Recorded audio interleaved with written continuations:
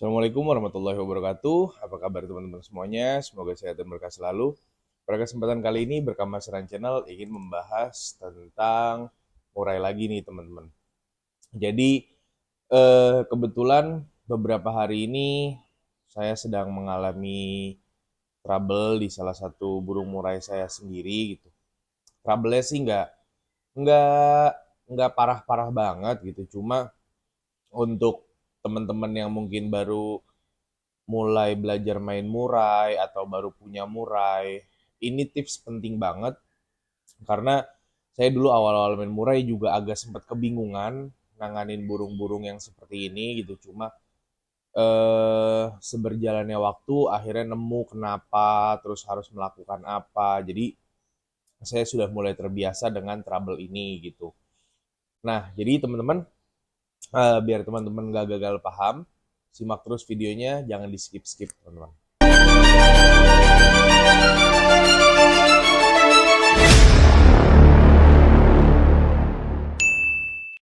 Oke, jadi gini. Hari ini saya ingin membahas tentang murai yang kalau di rumah itu sering ngembang bulu, terus sering gesekin paruh di tangkringan, atau rambut kepalanya itu ngejigrak, teman-teman. Nah, kasus-kasus seperti ini kalau misalkan kita sebagai perawat nggak cepet tangkep, nggak cepet nanggep gitu maksudnya, ini bakal berefek di main dia di gantangan, teman-teman. Bahkan ada beberapa murai yang hariannya di rumah seperti ini, ke bawah juga di gantangan, teman-teman. Jadi di gantangan itu dia sering gesekin parunya, teman-teman. Udah gitu sering bibis juga, minta mandi.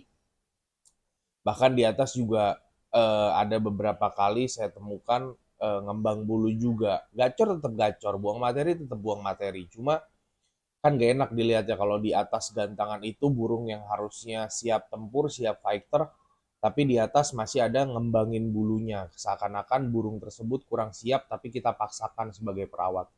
Gitu teman-teman.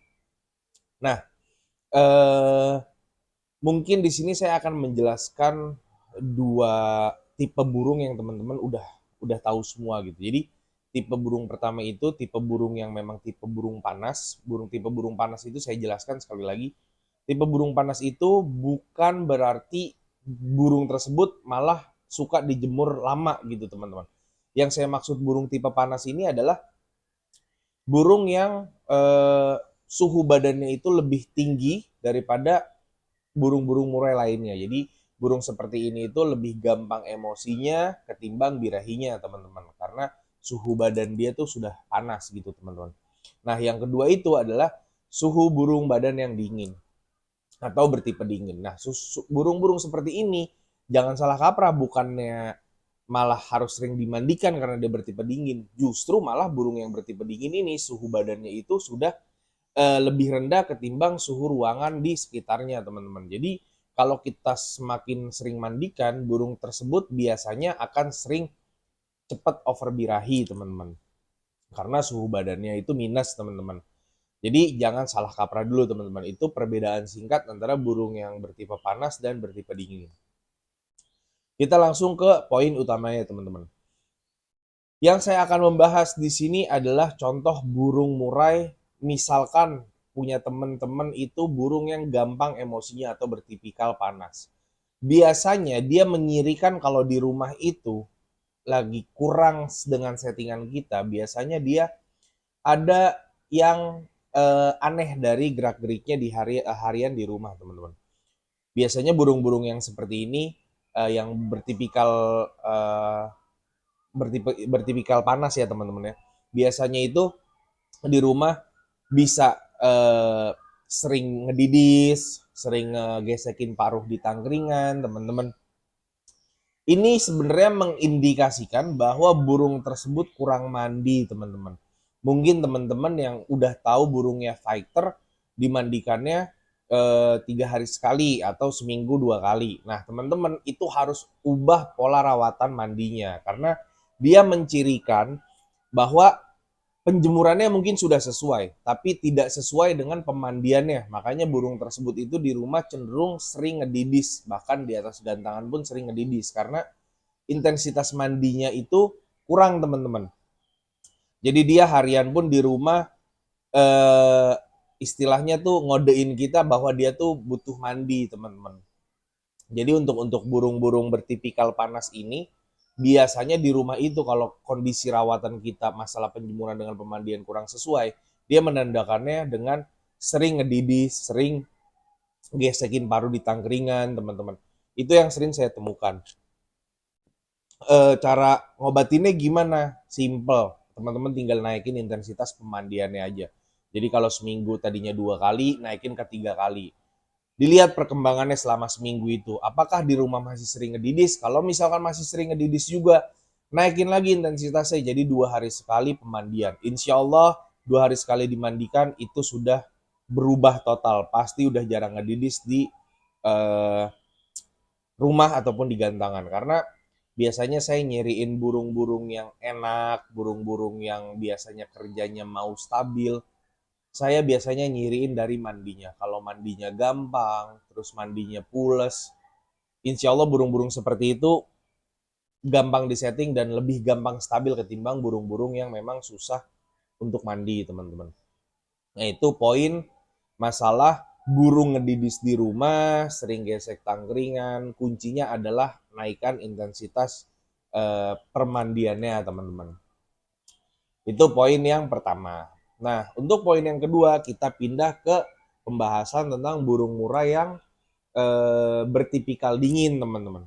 Burung bertipikal dingin biasanya di rumah itu menandakan jika kita kurang rawatan atau salah rawatan dalam hal penjemuran dengan pemandian. Biasanya dia menyirikan itu rambutnya sering jigrak, teman-teman. Nah, biasanya itu kan rambut kepala murai itu kan klimis kan, ngikutin kontur kepalanya, teman-teman. Namun burung-burung yang seperti ini biasanya kalau misalkan perawatan mandi dan jemurnya kurang pas, biasanya dia menandakan bahwa rambutnya itu akan jegrik, teman-teman, akan ngejabrik lah gitu.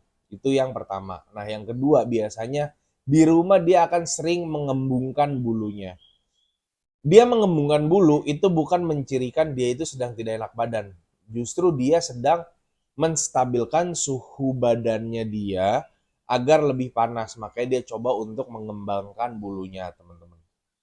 Nah, burung-burung yang seperti ini sama perawatannya gampang, teman-teman. Tinggal teman-teman lihat atau flashback dari penjemuran teman-teman sebelumnya.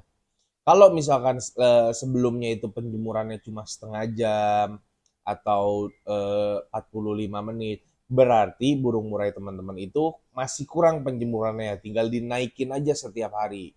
Misalkan setiap hari tadinya setengah jam atau 45 menit, dinaikin jadi 1 jam. Dirutinin, teman-teman, setiap hari. Lihat dalam kurun waktu 1 minggu, full ya, ini kita ngomong full dijemur. Apakah ada perubahan? Kalau misalkan udah 1 minggu kita jemur lumayan kencang, sejam, masih juga nih sering mengembangkan bulunya. Teman-teman main sauna juga. Saunanya kalau misalkan jemur ablaknya udah lama, udah sejam, saunanya nggak usah lama-lama. Saunanya mungkin di 15-20 menit. Atau kalau mau teman-teman jemur ablaknya itu cukup 20 menit atau 15 menit, saunanya dilamain jadi sejam. Intinya burung-burung yang seperti ini biasanya itu hanya kurang penjemuran. Kalau teman-teman naikin penjemurannya, terus intensitas penjemurannya naik, biasanya burung-burung yang seperti ini bisa sembuh dengan sendirinya, teman-teman. Karena dulu awal-awal saya main murai itu, saya juga belum notice, belum ngerti tentang perbedaan dua ini. Yang saya tahu hanya burung kalau udah disetting ya tetap harus digantang.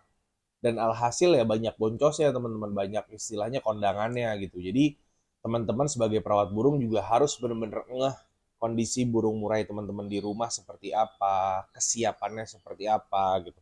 Jadi masalah burung yang sering ngedidis di rumah atau di gantangan, sering gesekin paruh di gantangan atau di rumah, itu murai-murai yang kurang intensitas mandi, teman-teman. Nah, kalau burung murainya itu sering ngembangin bulu, sering ngejigrakin rambut yang di atas kepala, itu biasanya burung-burung tersebut kurang penjemuran, teman-teman. Jadi tidak ada yang perlu dirubah dari pola jangkriknya atau pola settingan IF-nya, pola settingan furnya, jangan diubah. Ini hanya permasalahan settingan mandi dan jemurnya. Jadi jangan selalu kalau cari settingan itu langsung di extra fooding, teman-teman, karena settingan itu banyak, pola perawatan banyak. Kalau kita mau menentukan settingan, biasakan dari satu-satu dicari runtutan masalahnya. Jangan settingan jemurnya kita ubah, mandinya juga diubah, IF-nya juga diubah. Nah, kita nggak ada yang tahu tuh nanti perubahannya itu dari settingan apanya. Jadi biasakan cari settingan itu satu-satu, dari entah dari pola pemandiannya dulu kita ubah, setelah itu misalkan nggak ketemu juga, kita cari lagi di settingan penjemurannya, misalkan nggak ketemu juga, baru kita setting di extra foodingnya, teman-teman. Gitu, teman-teman. Mungkin cukup sekian dari Berkah Mas Ran Channel. Jika teman-teman ada yang ingin masih ditanyakan, boleh langsung tanyakan di kolom komentar. Jika saya ada kesempatan, insya Allah saya akan membalasnya satu persatu. Jika teman-teman juga masih pengen ngobrol atau sharing, bisa juga hubungi nomor saya yang memang sudah ada di kolom komentar, teman-teman. Mungkin cukup sekian dari saya, Berkah Mas Ran. Assalamualaikum warahmatullahi wabarakatuh.